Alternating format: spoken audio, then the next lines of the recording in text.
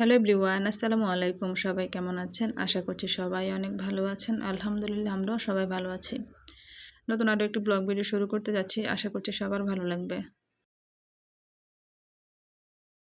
আজকে রান্না করব গরু মাংসের সাথে যে ছোট ছোট হাড়গুলা থাকে ওইগুলা ছোলার ডাল দিয়ে রান্না করব। অনেক দিন থেকে করব করে করে হয়ে ওঠেনি, তো ভাবলাম আজকেই করে নিই।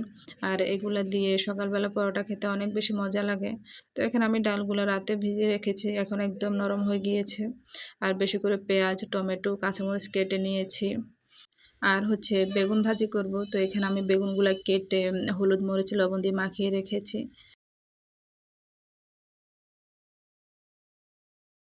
আর এদিকে রান্নাটা বসিয়ে দিয়েছি, রাইস কুকারে পরিমাণ মতো তেল দিয়ে দিয়েছি। তারপর বেশি করে পেঁয়াজ দিয়ে দিয়েছি।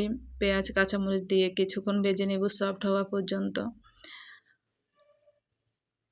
পেঁয়াজটা সফট হলে মাংসের ঝোলটা অনেক বেশি গাঢ় থাকে, খেতেও মজা লাগে। পেঁয়াজটা সফট হয়ে আসলে এখানে আমি দিয়ে দিব আদা রসুনের পেস্ট, তারপর দিয়ে দিব গোটা গরম মশলা। সব রকমের নিয়ে নিয়েছি একসাথে, দিয়ে কিছুক্ষণ আদা রসুনটা ভেজে নেব।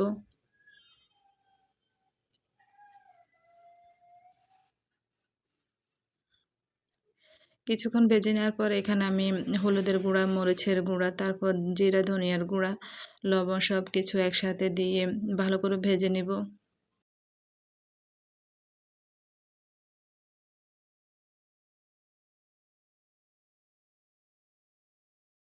ভিডিওর মাঝখানে সবার কাছে একটাই রিকোয়েস্ট, আপনি যদি আমার ভিডিওটি দেখে থাকেন তাহলে প্লিজ একটি লাইক দিতে ভুলবেন না। আর আপনি যদি আমার চ্যানেলে নতুন হয়ে থাকেন তাহলে আমার চ্যানেলটি সাবস্ক্রাইব করে রাখতে পারেন। আর যদি ফেসবুক পেজ থেকে দেখে থাকেন তাহলে প্লিজ একটি ফলো দিবেন। তারপর মশলার সাথে অল্প কিছু পানি দিয়ে মশলাটা ভালো করে কষিয়ে নেব। আমি সবসময় মশলাটা ভালো করে কষিয়ে তারপর মাংস রান্না করি, এতে অনেক বেশি মজা লাগে খেতে। এতে করে মশলার কাঁচা গন্ধটা থাকে না। তারপরে এখানে সবগুলা মাংস দিয়ে দিয়েছি। মাংস দিয়ে ভালো করে কষিয়ে নিব, যতক্ষণ না পর্যন্ত কষানো হয়, একদম লাল লাল করে ভাজা হয় ততক্ষণ পর্যন্ত কষিয়ে নেব। এদিকে আমি দুপুরবেলা রান্নাবান্না করছিলাম আর আদিলের বাবার ফোন একটা কল আসে। তো কলটা দিয়েছে হচ্ছে আমার কাজিনের হাজব্যান্ড দিয়েছে। ওনার শ্বশুর শাশুড়ি আসছে বাসায়। ওনার শ্বশুর শাশুড়ি মানে হচ্ছে আমার জ্যাঠা জেঠি, যার ছেলের বিয়েতে আমরা গিয়েছিলাম। তো ওনারা ঢাকায় আসছিল ডাক্তার দেখাতে। ওনারা আসার পর থেকে একদম প্রতিদিন সকালবেলা ডাক্তারের কাছে যায়, রাতের বেলা বাসায় আসে, একদিনও বাসায় থাকতে পারে না। তো উনি ফোন দিয়ে বলছিল যে ভাই আজকে তো শুক্রবার, আমরা সবাই বাসায় আছি, আজকে সবাই চলে আসেন, আমরা দুপুরবেলা একসাথে খাবো। তো আমরা তো রাজি হইনি, অনেকবার না করছিলাম, তো অনেক রিকোয়েস্ট করছিল। তো পরে আদিল বাবা কল রেখে দিয়েছে কিছুক্ষণ কথাবার্তা বলার পরে। তারপর আবার আমার কাজিন আমাকে ফোন দিয়ে আবার রিকোয়েস্ট করছিল যাওয়ার জন্য। তো আমি বলছি যে দেখো আমরা এখন যাব না, দুপুরবেলা আমি তো রান্নাবান্না করছি, এখন এগুলো রেখে যাওয়া যাবে না। তো জ্যাঠাজেঠিকে তো এমনিতে আমরা দেখতে যাওয়ার কথা ছিল, ওনারা বাসায় নেই, এজন্য যেতে পারছিলাম না। আমরা দেখা করব, তারপর আসার সময় দাওয়াত দিয়ে আসব। তো ও রিকোয়েস্ট করছিল, তারপর আমরা আর যাইনি। তারপর আমি বললাম যে তুমি বিকেলবেলা নাস্তা বানাবা না, আমি নাস্তা বানিয়ে নিয়ে আসবো ওনাদের জন্য। তো আর কি শুরু হয়ে গিয়েছে আমার মানে নাস্তা বানানোর আয়োজন। দুপুরবেলা খুব তাড়াহুড়া করছিলাম, তো ভাবলাম ওনারা তো ডায়াবেটিক্স আছে দুইজনেরই, আবার আমার যেটা হচ্ছে হার্টের রোগী। তো এজন্য ভাবলাম ওনার জন্য স্যুপ রান্না করি, সাথে স্যুপের সাথে তো অন্থনটা বেশি ভালো লাগে খেতে। তো কিছু অন্থন বানিয়ে নিয়েছি।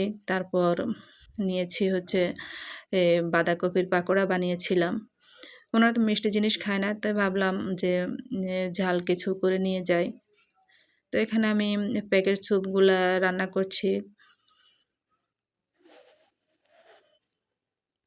আর সাথে হচ্ছে ওই যে তখন ভাজি করছি, যে ওটা হচ্ছে অন্থনের জন্য পুরটা রেডি করে নিয়েছি। অন্থনের পুরটা শুধুমাত্র মাংস দিয়েও করা যায়, চিকেন দিয়ে। তো আমি সাথে কিছু সবজি অ্যাড করেছি, এভাবে খেতে আমার কাছে বেশি ভালো লাগে। তো আমি একসাথে বক্সে করে নিয়ে নিয়েছি, যেগুলা আজকে বানাবো ওগুলো, আর বাকিগুলো ফ্রিজে রেখে দেবো। তো এখানে আমি বড় করে একটা রুটি বানিয়ে নিয়েছি, এটাকে 4 ভাগ করে তারপর এখানে 4টা অন্থন বানাবো।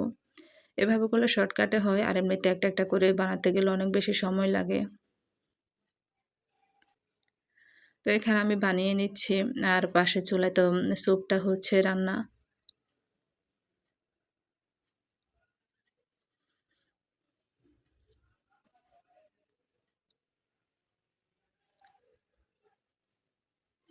এই তো এভাবে অন্থনগুলো বানিয়ে নিচ্ছি। আর এদিকে আমার স্যুপটা প্রায় হয়ে আসছে। তো এখানে আমি এই পর্যায়ে একটা ডিম ফেটিয়ে নিয়েছি আর এখানে স্যুপের সাথে অ্যাড করে দিব। এগুলো তো প্যাকেট স্যুপ, খুব একটা কিছু মেশাতে হয় না, শুধু বাড়তি কিছু চিকেন দিয়েছি আর হচ্ছে একটা ডিম দিয়ে দিয়েছি। এই তো স্যুপটা রান্না করা কমপ্লিট হয়ে গিয়েছে, আমি রেখে দিয়েছি। এবার হচ্ছে অন্থনগুলো ভেজে নিব, সবগুলো বানিয়ে নিয়েছি। আর এখানে অল্প কিছু আটা ছিল শেষে, তো ওগুলা দিয়ে ছোট ছোট পিঠা বানিয়ে নিয়েছি। এই তো এখন ভেজে নিচ্ছি অন্থনগুলা। অন্থনগুলা অল্প আছে ভাজতে হয়, তাহলে অনেক বেশি ক্রিস্পি হয়, খেতে অনেক বেশি মজা লাগে। হালকা ব্রাউন করে ভেজে নিব, সবগুলো এভাবে ভেজে নিচ্ছি আমি। যেহেতু বলেছি সন্ধ্যার পরে যাব বা সন্ধ্যার নাস্তার সময়, এজন্য খুব তাড়াহুড়ো করছিলাম। সন্ধ্যার নাস্তা যদি টাইম মতো না হয় তাহলে তো নিজের কাছে খুব বেশি খারাপ লাগবে। তো এজন্য আমি তাড়াহুড়ো করছিলাম। তো মাগরিবের নামাজ পড়ে আমরা বেরিয়ে পড়েছি যাওয়ার জন্য।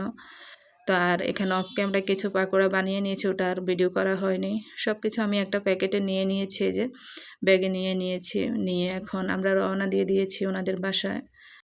আমার কাজিনের বাসা আমাদের বাসার একদমই কাছে। এই তো আমরা চলেও আসছি আর সবাই এখন নাস্তা করে নিচ্ছে। সবাই খুব খুশি হয়েছে আর সবাই অনেক মজা করে খাচ্ছিল। আর আমার জেঠি তো বারবার বলছিল, কেন এত কষ্ট করেছি আমি একা একা, এতগুলো জিনিস নেওয়ার কোনো দরকার ছিল না। তো আর আমার কাজিন এখানে আমাদের জন্য চটপটি রান্না করেছে, অনেক বেশি মজা হয়েছে, দেখতে অনেক লোভনীয় লাগছে। আর এদিকে আদিলা সাদমান বসে বসে খাচ্ছে, মাশাআল্লাহ ওরা দুজন অনেক মজা করে খেয়েছে।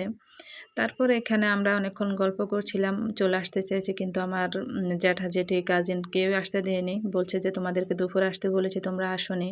তো এখানে রাতের আয়োজনে ছিল বিরিয়ানি, তারপর হাঁসের মাংস, সালাদ, ডিম। খাওয়া দাওয়া শেষ করে আমরা বাসায় চলে যাব আর আপনাদের থেকে বিদায় নিয়ে নিচ্ছি। আল্লাহ হাফেজ, আসসালামু আলাইকুম।